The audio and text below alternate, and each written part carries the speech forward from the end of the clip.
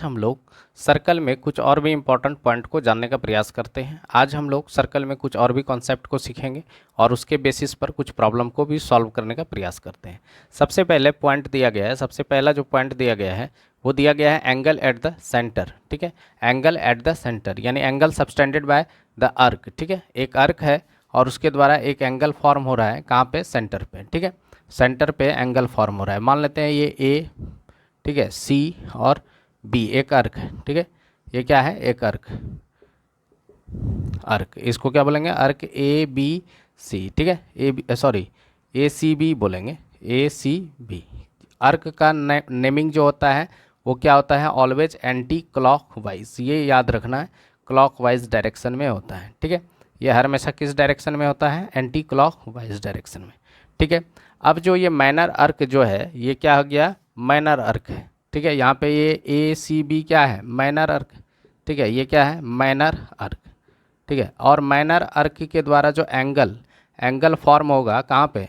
Angle जो centre पे form होगा वो ऑलवेज क्या होगा? ठीक है, यहाँ पे लिख सकते हैं एंगल फॉर्म्ड बाय माइनर अर्क। जो माइनर अर्क होगा उसके द्वारा जो एंगल फॉर्म होगा वो ऑलवेज क्या होगा? ऑलवेज लेस देन क्या हो जाएगा? 180 डिग्री, यानी 180 डिग्री से क्या होगा? छोटा होगा। अब देखिए यहाँ पे, तो इसको हम लोग क्या लिख सकते हैं? अर्क ए सी बी। ठीक है, ए सी बी सबटेंडेड, क्या लिख सकते हैं? Subtended angle A O B at the centre of the circle. ठीक है, इसी सर्कल का ये जो एंगल फॉर्म हुआ, इस किसके द्वारा ये एंगल फॉर्म किया गया है? ये अर्क के द्वारा। ठीक है, अब अर्क के प्लेस पे आप अगर यहाँ पे पॉइंट ए और पॉइंट बी को, ठीक है, ज्वाइन कर देते हैं तो ये क्या बन जाता है? कोड बन जाता है। ये क्या बन जाता है? एक कोड बन जाता है। ये क्या हो गया? एक कोड बन गया।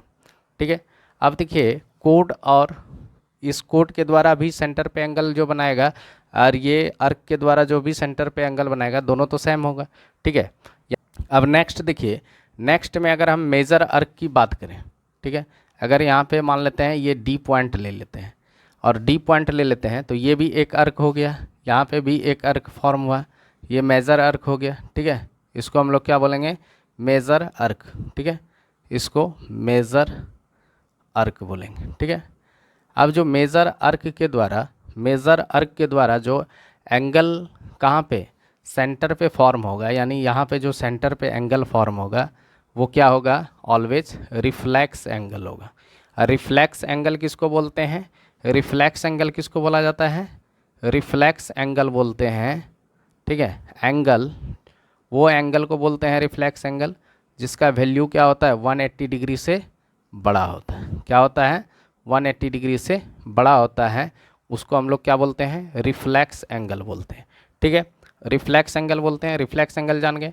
अब जो मेजर अर्क के द्वारा एंगल सबटेंडेड किया जाएगा, कहाँ पे सबटेंडेड किया जाएगा? सेंटर पे, यानी यहाँ पे मेजर अर्क क्या है मेरा? बी डी ए, तो यहाँ पे लिखेंगे B D A.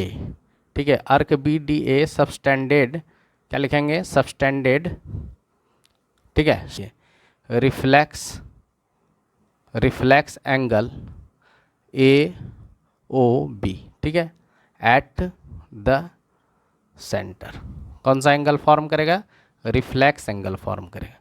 Reflex angle का मतलब क्या हो गया? एंगल बनेगा 180 डिग्री से बड़ा, यानी मेजर अर्क यहाँ पे लिख सकते हैं, तब नोट में एक पॉइंट लिख ली, यहाँ पे लिख सकते हैं, क्या लिख सकते हैं? एंगल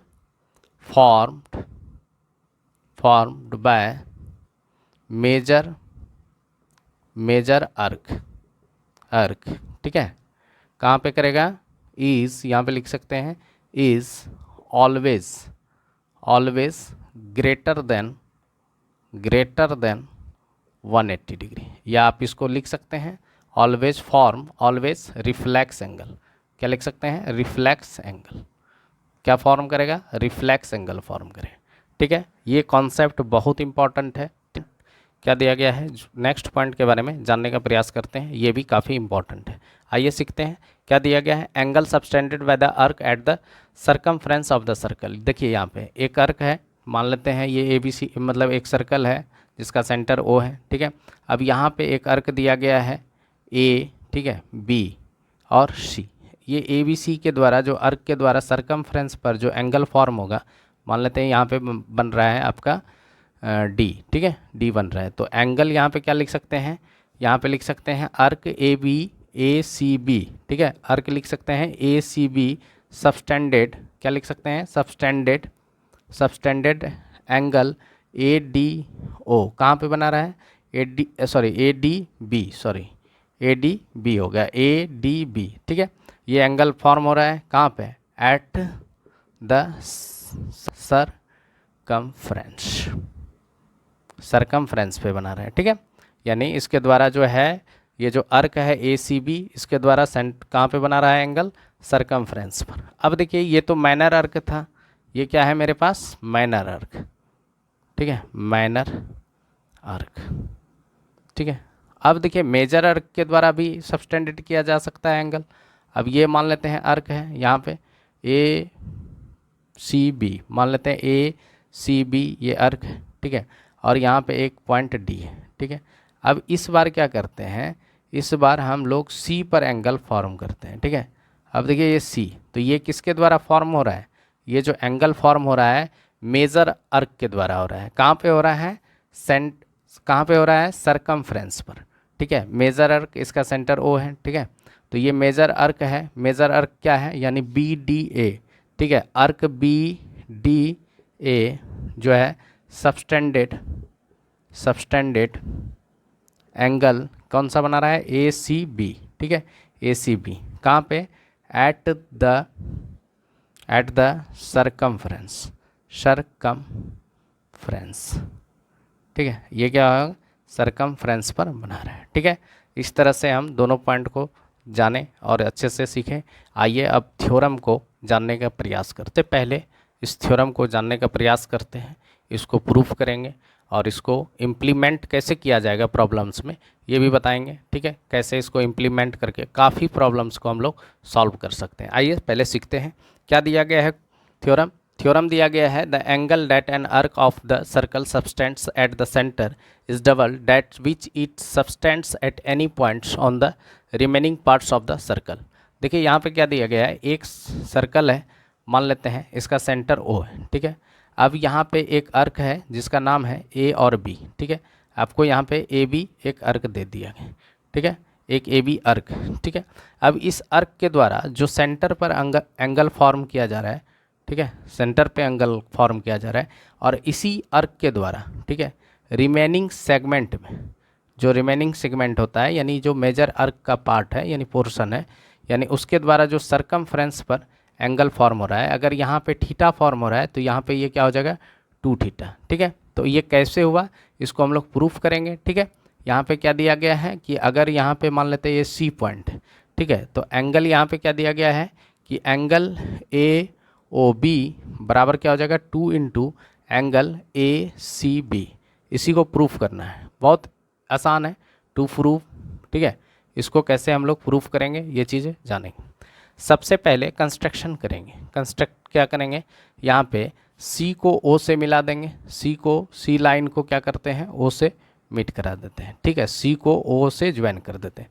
तो कंस्ट्रक्शन कर लीजिए, यहाँ पे कंस्ट्रक्शन कर लीजिए, कंस्ट्रक्शन क्या कर लीजिएगा, ज्वाइन, ठीक है, ज्वाइन O एंड C, ठीक है, एंड लिखिएगा, एंड प्रोड्यूस, क्या लिखिएगा, produce it to the D, 2 point D लिख लीजिए, 2 पॉइंट D। अब D तक इसको प्रोड्यूस करना है, मान लेते हैं एक पॉइंट यहाँ पे ले लेते हैं D, ठीक है, और D तक यहाँ पे प्रोड्यूस कर दिए, यहाँ पे एक पॉइंट ले लिए D, ठीक है। अब D तक प्रोड्यूस कर लिए। अब देखिए यहाँ पे हमारे पास क्या है, OA, ठीक है, OC एंड OB जो है ये क्या है, रेडी ऑफ द सर्कल, ये क्या है, रेडी ऑफ द सर्कल, ये क्या है, रेडी ऑफ द सर्कल है, ठीक है, ये क्या है, रेडी ऑफ द सर्कल, यानी ये रेडियस है, ओ ए भी रेडियस है, ओ सी भी रेडियस है, ओ बी भी रेडियस है। अब देखिए, अब यहाँ पे अच्छे से देखिए, गौर कीजिए, यहाँ पे क्या है, ए ओ सी एक ट्रायंगल फॉर्म कर रहा है। और कैसा ट्रायंगल फॉर्म कर रहा है, ये रेडियस है तो ये भी रेडियस है, एक आइसोसेलस ट्रायंगल फॉर्म कर रहा है कि नहीं कर रहा है, आइसोसेलस ट्रायंगल फॉर्म हो रहा है। क्यों, क्योंकि दो साइड्स क्या हो है, इक्वल है। तो आइसोसेलस ट्रायंगल किसको कहते हैं, जिसका दो साइड, कम से कम दो साइड अगर इक्वल है तो उसको हम लोग क्या बोलेंगे, किसी भी ट्रायंगल का अगर दो साइड्स इक्वल है तो उसको हम लोग क्या बोलेंगे, आइसोसेलस ट्रायंगल बोलेंगे। ठीक है, तो यहाँ पे देखिए, ये आइसोसेलस ट्रायंगल बन गया मेरे पास, क्या बन गया, आइसोसेलस ट्रायंगल बन गया। यहाँ पे मान लेते हैं ये ओ है पॉइंट, और यहाँ पे है ए, और ये है सी। ठीक है, सी और ओ को प्रोड्यूस किया गया है, इसको बढ़ाया गया है। ठीक है, अब देखिए ये दोनों साइड इक्वल है। ठीक है, दोनों साइड इक्वल है। अब यहाँ पे सबसे पहले हम लोग क्या करेंगे, इन ट्रायंगल हम बात करेंगे। इन ट्रायंगल बहुत आसान है, इन ट्रायंगल ए ओ सी में बात करते हैं। ठीक है, सबसे पहले हम क्या ले लिए, ए ओ सी ट्रायंगल में। अब देखिए ए ओ सी में क्या है, ओ ए और ओ सी बराबर है। ठीक है, यहाँ पे क्या है, ओ ए इक्वल टू है ओ सी। क्यों, सिंस लिखिएगा, रेडी ऑफ द सर्कल। ये क्यों है, क्योंकि ये रेडी है ऑफ दिस सर्कल, यानी ये रेडियस है। रेडियस किसी भी सर्कल का सेम होता है, सेम सर्कल का रेडियस अगर देखा जाए तो सेम ही होगा। ठीक है, सेम होगा, है ना। अब बहुत आसान से इसको हम लोग सॉल्व कर लेंगे। अब देखिए, मान लेते हैं हम लोग एंगल सी ए ओ, यहाँ पे मान लेते हैं, लेट कर लेते हैं एंगल सी ए, ठीक है, क्या है, सॉरी, सी ए ओ, ठीक है, बराबर एक्स मान लेते हैं। ठीक है, ये एक्स मान लिए। तो अगर हम सी ए ओ यानी ये वाला एंगल एक्स मान लिए तो ये भी एंगल एक्स हो जाएगा, होगा कि नहीं, एक्स होगा कि नहीं होगा। तो यहाँ पे देखिए, इन ट्रायंगल ये देखिए, तो यहाँ पे क्या हो जाएगा, angle A C O equal to हो जाएगा एंगल, क्या हो जाएगा, सी ए ओ। ठीक है, क्यों हुआ, क्योंकि यहाँ पे लिख सकते हैं angle opposite to equal sides of isosceles of an, लिखे ऑफ एन आइसोसेलस। ठीक है, आइसोसेलस ट्रायंगल्स क्या होता है, आर सेम। ये सेम लिखिए या इक्वल। ठीक है, क्या लिखिए यहाँ पे, इक्वल। ठीक है, ये क्या होता है, इक्वल होता है। ठीक है, ये दोनों इक्वल हो गया। अब जब ये दोनों इक्वल हो गया, मान लेते हैं यहाँ पे देखिए, ये एंगल एक्स माने हैं तो ये भी एक्स हो गया, ये तो इक्वल हो गया, ये दोनों बराबर क्या हो गया, एक्स हो गया कि नहीं। अब अगर ये दोनों एंगल एक्स हो गया तो ये क्या हो जाएगा भाई साहब, एक्सटीरियर एंगल, ये डी बराबर क्या हो जाएगा, एक्सटीरियर एंगल हो जाएगा। और एक्सटीरियर एंगल बराबर क्या होता है बाबू, यहाँ पे देखिए, अगर हम निकालेंगे ए ओ डी, क्या निकालेंगे, ए ओ डी यहाँ पे, तो एंगल यहाँ पे लिख सकते हैं angle A O D equal to क्या हो जाएगा, एंगल यहाँ पे हो जाएगा ए C O plus angle C ए ओ। ठीक है, ये दोनों हो जाएगा। क्यों, क्योंकि यहाँ पे होता है सिंस एक्सटीरियल, आप रीज़न भी लिख सकते हो, exterior angle of triangle equal to क्या होता है, sum of opposite to interior angle, क्या होता है, टू इंटीरियर एंगल। ठीक है, एंगल, इस दोनों का सम होता है, इसी को एक्सटीरियर एंगल, यानी ये एक्सटीरियर एंगल क्या हो जाएगा, एक्स प्लस एक्स यानी 2x हो जाएगा। समझ में आ गया, यानी ये x प्लस एक्स क्या हो जाएगा, 2x। ठीक है, ये आ गया मेरे पास, यानी इसका वैल्यू क्या आ गया मेरे पास, 2x, ये वाला वैल्यू आ गया मेरे पास 2x। ठीक है, ये वाला वैल्यू आ गया 2x। अब सिमिलरली करेंगे, अब यहाँ पे क्या करेंगे, सेम करेंगे इस वाले ट्रायंगल में। ठीक है, सेम, ये भी आइसोसेलेस ट्रायंगल फॉर्म हो रहा है, यहाँ पे मान लेते हैं ये y मान लेंगे। ठीक है, लेट कर लेंगे, यहाँ पे सिमिलरली कर लेंगे, सिमिलरली सिर्फ यहाँ पे क्या कर लेते हैं, लेट कर लेते हैं एंगल ओ बी सी बराबर y मान लेते हैं। तो यहाँ पे देखिए, एंगल ओ बी सी बराबर अगर y है तो ये वाला भी एंगल बराबर हो जाएगा बी सी ओ। ठीक है, तो यहाँ पे भी हो जाएगा बी सी ओ बराबर भी y हो जाएगा। अब यहाँ पे भी सेम प्रॉपर्टीज लगेगा, क्या लगेगा, यहाँ पे भी एक्सटीरियर एंगल बराबर क्या हो जाएगा, 2y हो जाएगा।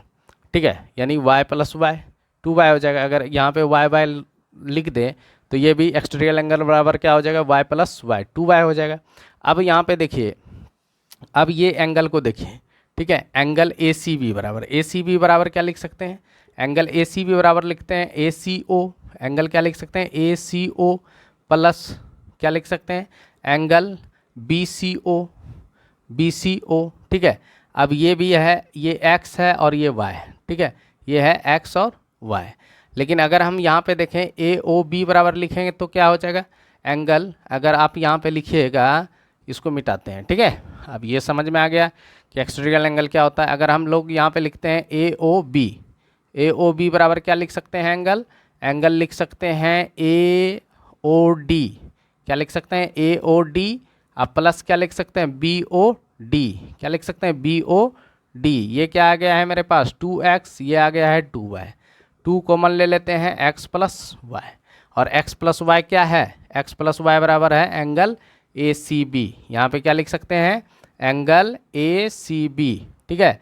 तो यहाँ पे आप लिख सकते हो angle, angle A O B बराबर क्या लिख सकते हैं, क्या हो जाएगा 2 into angle A C B, ठीक है। तो angle at the centre is double angle at the circumference, ठीक है, ये डबल होता है, ऑलवेज क्या होता है डबल होता है।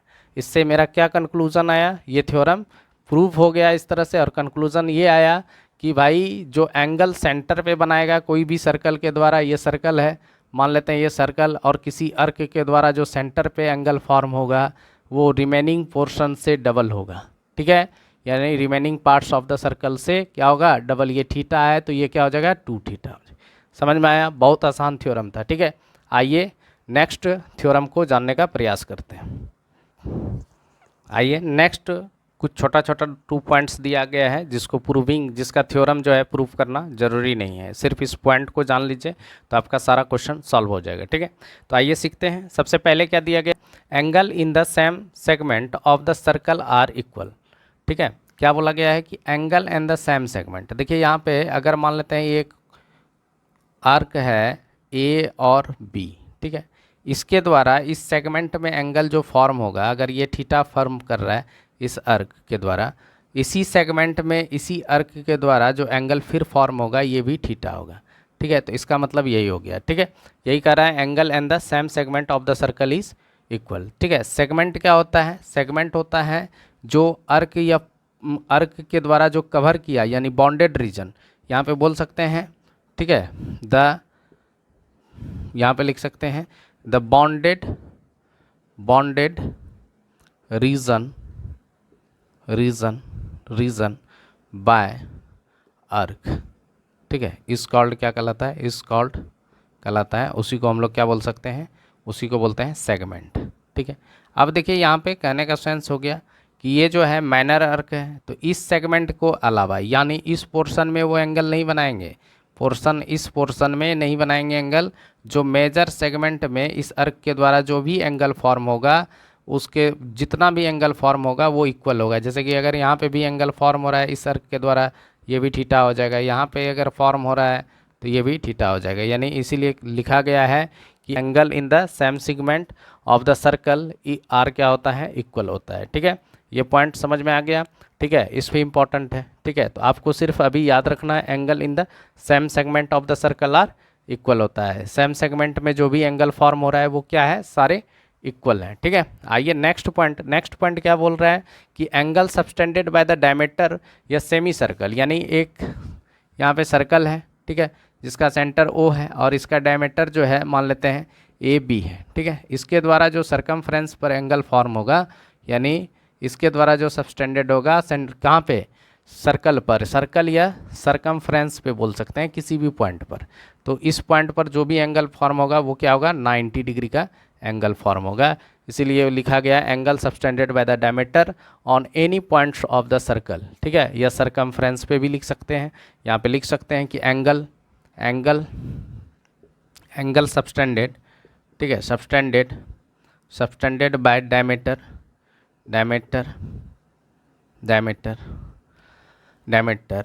एट कहाँ पे लिख सकते हैं सरकमफ्रेंस इज क्या हो जाएगा 90 डिग्री। ये क्या होता है? 90 डिग्री होता है, ऑलवेज 90 डिग्री होता है। ऐसे भी आप याद रख सकते हैं, देखिए यहाँ पे इसका सेंटर क्या हो गया? सेंटर हो गया ये 180 डिग्री, और 180 डिग्री पे अभी क्या पढ़ें कि एंगल एट द सेंटर, यहाँ पे पढ़े ना अभी अभी क्या पढ़ें? Angle at the centre, centre is क्या पढ़ें? डबल डेट ऑफ एंगल, मतलब यहाँ लिख सकते हैं एंगल एट द सरकमफ्रेंस, यानी एंगल एट द सरकमफ्रेंस का डबल होता है। यहाँ पे लिख लीजिए सरकम, ठीक है, फ्रेंस, ठीक है। इसी के बेसिस पर अब आइए इसके बेस्ड पर आज जो हम जो पॉइंट सीखे उसके बेसिस पर कुछ प्रॉब्लम्स को सॉल्व करने का प्रयास करते हैं। ये फर्स्ट क्वेश्चन दिया गया है जो कि काफ़ी इंपॉर्टेंट है। इस टाइप का क्वेश्चन एग्जाम में काफ़ी टाइम्स अराइज किया जाता है, ठीक है। आइए देखते हैं क्या क्वेश्चन दिया गया है। बहुत आसान भी है। क्या दिया गया है? In the given figure O is the centre of the circle and angle O A B equal to 25 degree दिया गया है, and angle O C B बराबर 35 डिग्री दिया गया है, 35 डिग्री दिया गया है। एंड फाइंड बोल रहा है, निकालना है आपको एंगल ए ओ सी। आपको क्या बोला है? ए ओ सी निकालना, मतलब आपको क्या निकालना है भाई? ये एंगल आपको निकालना है, ठीक है, ए ओ सी, ठीक है, ये वाला एंगल, ठीक है, ये वाला एंगल निकालना है। तो अब इस एंगल को निकालने के लिए आपको क्या करना है कि सबसे पहले बी और ओ को ज्वाइन कर दीजिए, ठीक है, बी और ओ को ज्वाइन कर दीजिए, ठीक है। जैसे ही आप बी और ओ को ज्वाइन कर दीजिएगा तो मान लेते हैं कि ये क्या हो गया? रेडियस हो गया, ये भी रेडियस हो गया। अब देखिए ये बी ओ ए जो है क्या बन गया? आइसोसेलेस ट्रायंगल बन गया। आइसोसेलेस ट्रायंगल बन गया तो ये भी एंगल क्या हो जाएगा? 25 डिग्री हो जाएगा, ठीक है। आइसोसेलेस ट्रायंगल में क्या होता है? अगर टू साइड, यानी यहाँ एंगल आप लिख सकते हैं आइसोसेलेस में क्या होता है? Angles opposite to equal sides of isosceles triangles are क्या होता है? आर इक्वल होता है। क्या लिख सकते हैं? ये होता है इक्वल। ये बात आपको याद रखना है, ठीक है। अगर इक्वल होता है तो क्या हो जाएगा यहाँ पे? अगर ये 25 हुआ तो ये भी 25 होगा, और सिमिलरली ये 35 डिग्री है तो ये भी 35 डिग्री हो गया। अब आपके पास आ गया एंगल, मान लेते हैं एंगल ए बी सी बराबर आ गया आपके पास 35 और 25, यानी 25 प्लस 35 कितना हो गया भाई? 35 यानी 60 डिग्री हो गया, नहीं हो गया? 60 डिग्री आ गया। अगर आपके पास एंगल ए बी सी बराबर 60 डिग्री आया है तो आपसे पूछ रहा है ए ओ बी, एंगल पूछ रहा है ए ओ बी बराबर क्या हो जाएगा? 2 into angle A B C. तो इसका रीज़न भी लिख सकते हैं आप। क्या लिख सकते हैं? सिंस लिख सकते हैं एंगल एट द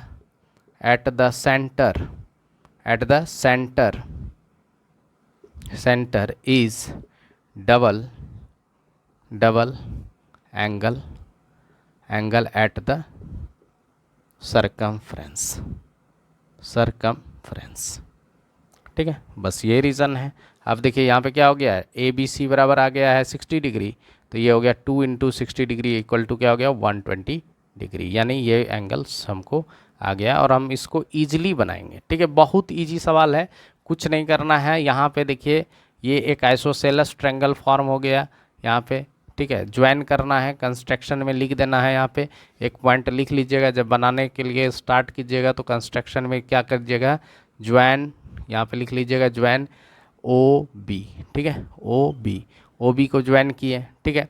तो इन ट्रायंगल अगर बात करेंगे यहाँ पे, अगर इस फिगर को बनाइएगा तो क्या लिखिएगा? In triangle A O B, ठीक है। ए ओ बी में क्या हो गया? ओ बी इक्वल टू क्या हो गया? ओ ए, ठीक है। यहाँ पे लिख लीजिएगा सिंस ये क्या है? रेडी है, ठीक है, रेडी ऑफ द सर्कल। अब यहाँ पे जो है एंगल हो जाएगा, एंगल आप लिख सकते हैं एंगल बी ए ओ, ठीक है, B A O equal to क्या हो जाएगा? एंगल ए ओ, ठीक है, ए बी ओ, ठीक है। ये दोनों बराबर हो जाएगा। क्यों हो जाएगा? क्योंकि यहाँ पे रीज़न लिख लीजिएगा, रीज़न में लिखिएगा angle opposite to the equal side of an isosceles triangle. ये आर क्या होता है? इक्वल। ये रीज़न इसके लिए हो जाएगा। अब जब ये हो गया तो ये बराबर क्या हो गया? अब यहाँ पे आप ए बी सी लिखे हैं तो ए बी सी को क्या लिख सकते हैं, एंगल ए बी सी को आप क्या लिख सकते हैं, ए बी सी निकालना है तो ये क्या है भाई, ये है एंगल ए बी ओ, अब प्लस क्या है एंगल यहाँ पे सी बी ओ, इस दोनों का सम है, और दोनों का सम जब कर लीजिएगा तो 60 डिग्री हो जाएगा, और 60 डिग्री हो गया तो ये एंगल, ये जो एंगल है इसका डबल होता है सेंटर का एंगल। तो यहाँ पे लिख लीजिएगा ए ओ बी बराबर 2 into angle A B C, ठीक है। तो यहाँ पे क्या लिख सकते हैं, angle at the centre is double कहाँ पे, एंगल एट द सर्कम्फ्रेंस, यानी एंगल एट। ये क्वेश्चन काफ़ी इंपॉर्टेंट है, आइए देखते हैं इस तरह के क्वेश्चन को कैसे हम लोग सॉल्व करते हैं। क्या दिया गया है क्वेश्चन दिया गया है in the adjoining figure P Q is a diameter, यानी यहाँ पे जो आपके पास ये पी क्यू दिया गया है, ये पी क्यू क्या है आपके पास, ये डायमीटर है, ये आपका क्या है डायमीटर, ये दिया गया है क्वेश्चन में।